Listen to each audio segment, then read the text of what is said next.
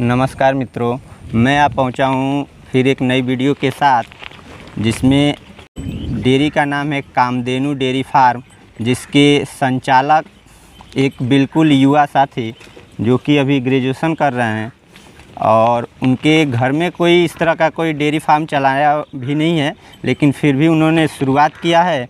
और चलिए जानते हैं उनसे। ये वीडियो बहुत ही रोमांचक होने वाला है, क्योंकि उनका इसमें कोई भी जानकारी नहीं रहा है, लेकिन फिर भी उन्होंने 1 साल से इस डेयरी को शुरुआत किया है। आइए जानते हैं उनसे कि उनकी जर्नी कैसी रही और किस प्रकार से। युवा बेरोजगार पशुपालन ही आधार में आपका स्वागत है सर। आप अपना सबसे पहले एक संक्षिप्त परिचय दीजिए कि ये डेयरी कहाँ स्थित है। जी नमस्कार, हमारा डेयरी देवरिया ज़िला तहसील सलेमपुर ग्राम चेरो में है और मेरा नाम प्रिंस श्रीवास्तव है। जी। और मैं जानना चाहता हूँ कि आपने बहुत ही छोटे स्तर पर डेयरी की शुरुआत किया, ये आपकी डेयरी कब से चल रही है सर? ये डेयरी हमारी लगभग अभी 6 से 7 महीने हुए हैं इसको खुले हुए। और स्टार्टिंग हम बहुत जो 2 गाय आप यहाँ पे है, ये हमारी घर की गाय थी और बाकी 2 गाय और आई थी जो बिक गई हैं, और ये 2 गाय हैं जो अभी हैं इस टाइम। तो हमको इस बारे में कुछ आइडिया नहीं था कि डेयरी कैसे स्टार्ट करें या क्या क्या ये सब होता है, इसके बारे में कुछ आइडिया नहीं था। तो सोचा गया कि डेयरी अगर स्टार्ट करना है तो पहले किसी भी चीज़ को स्टार्ट करने से पहले छोटा स्तर से अगर आप लेके जाते हैं तो आपको बहुत कुछ सिखाती है आगे। तो हम ज़्यादा ना करके छोटे स्तर से स्टार्ट किए और छोटे स्तर से आज आज हमारे पास 4 गाय हैं, चारों में एक बच्चा दिए, अभी एक बच्चा देने वाली है। और धीरे धीरे इसको बड़े लेवल पे हमको और अच्छे लेवल पे इसको करना है।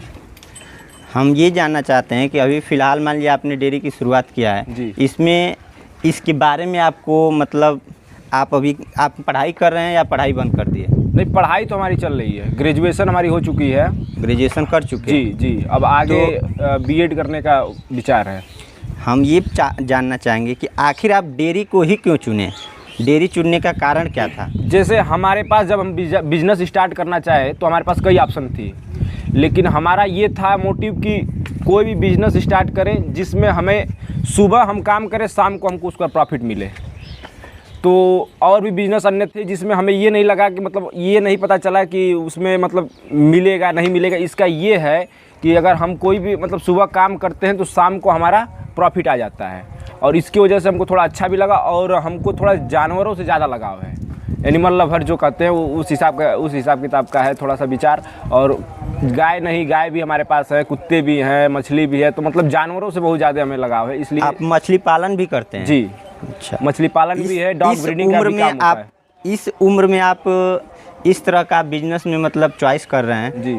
आप आगे आपकी सोच क्या है? आप आगे क्या करना चाहते हैं? जी, आगे सोच यही है कि बिजनेस ही मोटिव रहा शुरू से ही। नौकरी के चक्कर में हम नहीं पड़े जी, चाहे प्राइवेट हो या फिर सरकारी हो। तो बिजनेस है, तो जैसे ये बिजनेस है ऐसा है कि इसमें प्रॉफिट और लॉस ऑन द स्पॉट आपको पता चलता है जी। अगर आपको प्रॉफिट होना होगा तभी भी तुरंत हो जाएगा, अगर लॉस होना होगा तो तुरंत हो जाएगा। तो इसमें सबसे अच्छी बेनिफिट ये है कि हमें कि ज़्यादा टाइम हमें नहीं लेना पड़ता। जैसे कि अगर आप किसी दुकान को, अगर कोई दुकान आप खोलते हैं तो उसमें आप दुकान खोलिए, फिर उसको टाइम दीजिए, उसके बाद आपको पता चलेगा कि ये हमें प्रॉफिट देगा या लॉस देगा। लेकिन इसमें ऐसा कुछ नहीं है। अगर आप आज गाय लाते हैं, कल अगर वो दूध देती है तो परसों से आपका प्रॉफिट आना शुरू हो जाएगा। तो अभी आपके पास हमें देखने को मिल रहा है कि गाय बहुत कम है जी। और इतनी गायों से आप अभी फ़िलहाल में दिन का कितना दूध प्राप्त कर लेते हैं? दिन में अभी दोनों टाइम मिला के अभी हमारे पास ज़्यादा दूध नहीं, लेकिन 30-35 लीटर हो जाता है। अच्छा। हाँ। और ये भी है कि आपने अभी गाय भी बेचा है। हाँ। तो गाय क्यों बेच दिए? जैसे गाय हम अभी आपको शुरू में बताए हैं कि जैसे हम गाय ज़्यादा हैवी न रेट न ज़्यादा हैवी गाय दोनों हम नहीं लिए थे। हम सोचे, चूँकि हमको इसके बारे में कुछ आइडिया नहीं है, हम शुरू से हम लोगों के परिवार में भी कोई आज तक ये डेयरी वेरी के नहीं किया है। तो हम स्टार्ट किए तो अब सोचे कि अगर देखिए कोई भी बिजनेस होता है, जब तक उसके बारे में आपको जानकारी नहीं होगा तब तक आप उसको नहीं कर सकते हैं।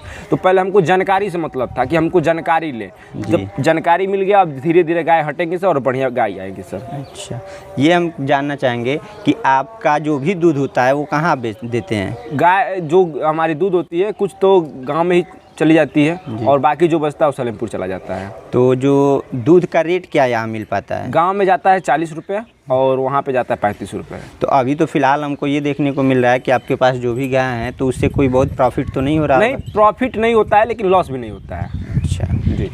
तो अभी फिर आप इसमें गाय बढ़ाने के लिए भी सोच रहे हैं? हाँ, अब जैसे कि अब भूसा का सीज़न आ गया, अब भूसा भी आ जाएगा और हरा चारा भी है, अपना बगल में ही खेत है, तो अब जैसे कि अब धीरे धीरे सब बढ़ना शुरू हो जाएगा। क्योंकि अभी स्टार्टिंग था, इसकी वजह से ज़्यादा गायों पे नहीं फोकस रहा।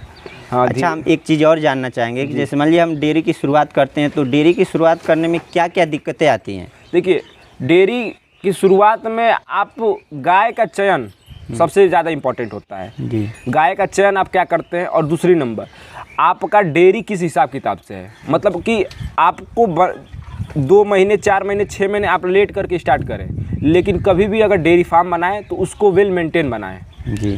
कि मतलब कि ना गर्मी में भी आपको गाय से बचाना है, ठंडी में भी आपको गाय से बचाना है, बरसात में भी आपको गाय से बचाना है। तो आप इस हिसाब से उस डेयरी को बनाएं कि हर चीज़ से आपको सुरक्षित करें। जी। हम ये जानना चाहेंगे कि अभी जो आपके पास ये जो गाय बच्चा दी है, इसके पास प्रेजेंट टाइम में दूध कितना है? इसके पास इस टाइम तो अभी इसका दूध मतलब वही 16-17 लीटर दोनों टाइम मिला के हो जाता है इसका। जी। और ये गाय आपके घर की है अथवा आपने ये खरीद कर? नहीं, ये गाय हमारी घर की बछिया है। किस गाय की ये बछिया है? जी, उसी गाय की, बगल वाली, ये वाली गाय की। अच्छा, तो अभी इसके पास बच्चा कौन सा है? किसके पास? इसके पास ये बछिया है। अच्छा। हम ये जानना चाहेंगे कि अगर मान लीजिए कोई युवा डेयरी करना चाहता है तो उसे किन किन बातों पे ध्यान देना चाहिए, कैसे उसको शुरुआत करना चाहिए?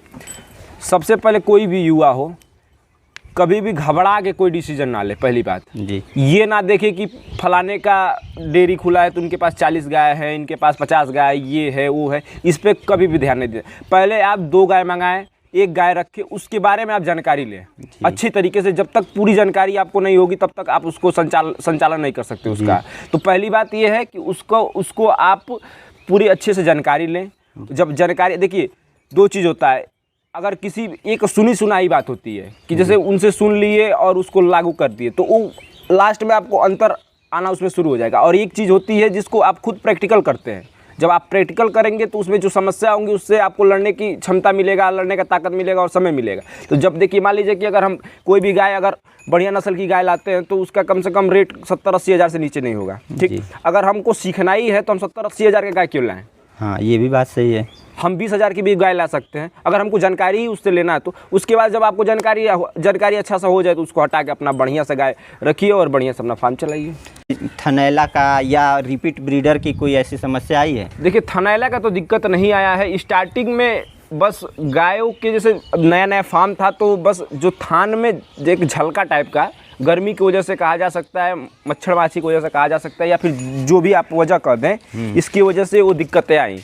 बाकी जैसे रिपीट वाला हिसाब किताब तो हमको लग रहा है कि बस एक बार वो जो आप सामने गाय देख रहे हैं, एक बार वो रिपीट हुई है, बाकी अब तो वो भी 3-4 महीने की गाभिन है। अच्छा, तो इस समय ये आपकी जो काली वाली गाय हम देख रहे हैं, इस गाय के पास लगभग मतलब जब बच्चा देती है तो दूध कितना होता है? इसके पास मान के चलिए वही 18-19 लीटर 20 लीटर भी पहुंच जाता है। अच्छा, ये आपकी गाय कब से आपके पास है? ये जैसे इसका एक पहला बछड़िया ये है। हाँ। उसके बाद एक बाछा है, वो भी है फार्म पे ही मेरे रहता है, उसको हमने छोड़ा नहीं है। और उसके बाद तीसरा मतलब ये बच्चा देने वाली है। जी। हम एक चीज़ युवाओं के लिए आप क्या मैसेज देना चाहेंगे? देखिए, युवाओं के लिए हम यही मैसेज देना चाहेंगे कि कोई भी आप काम करें जी, चाहे कोई भी हो, बिजनेस हो, नौकरी हो, सरकारी नौकरी हो, प्राइवेट नौकरी हो, ठेकेदारी हो, जो भी हो, कुछ भी करे मन से करे, लगन से करे, उसको टाइम दें। जब तक आप उसको टाइम नहीं देंगे तब तक वो आपको प्रॉफिट नहीं देगा। जी। हम एक चीज़ ये हमको ये भी बताइए कि ये जो आपने फार्म बनवाया है, ये इसकी हाइट क्या होगी और लंबाई और चौड़ाई क्या है? इसकी चौड़ाई जो है 19 फीट है जी, और लंबाई इसकी 40 फीट है, और हाइट 12, एक इधर से पीछे से 12 फीट है और इधर से 10 फीट है। जी। इसमें मतलब कितनी गायें आसानी से रह सकती हैं? इसमें तो अभी तो मान के चलिए 15 गाय के हिसाब किताब से बना था ये जी, 15 गाय के हिसाब से बना था, लेकिन अब जैसे जैसे आगे बढ़ेगा उसको ध्यान दिया जाएगा। चलिए सर, आपने हमें समय दिया, इसके लिए बहुत बहुत धन्यवाद।